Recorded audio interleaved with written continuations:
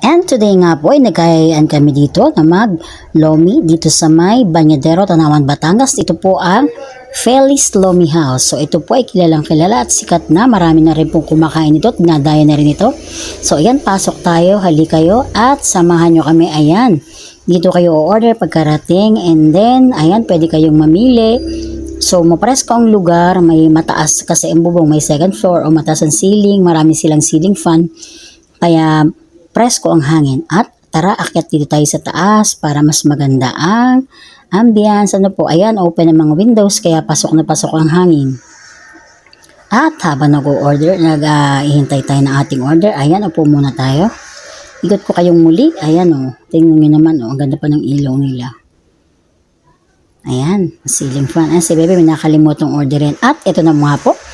Ito ang dinadayo talaga dito, ang lomi nila. Ano po? So, masarap silang magluto talaga. Siyempre, may panulak. Ano po? Ayan, ay mga magpakita. And ano pang hinihintay natin? Ayan na. Kainan na. Ayan, tama na ang selfie. Ateng. Kumain ka na. Ano po? Ayan, ang mga kids. So happy. At naman ang aking sisi na nagyaya ay nasa aking tabi. So, nahiya pa magpa-video yan. Ayan. At kain na. Di po ba? So, masarap talaga ang lomi nila dito. Ano? Lalo na may sausawan, sili na may kalamansi at toyo. Ano po? Ayan. Ayan. Naku talaga na naman. Karakain po tayo. Ito naman ang kay Bebe ay Mickey Bihon.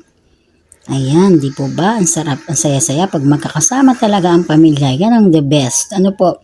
Walang tatalo. Ayan si Sisi kong maganda ang nag-iakag sa amin. Ayan, si Bebe na ko, kita naman ang kaligayahan. Kita nyo naman, di ba? Yan ang the best feeling ever kapag nakakita mong masaya ang iyong mga loved ones. Ayan, thank you all for watching.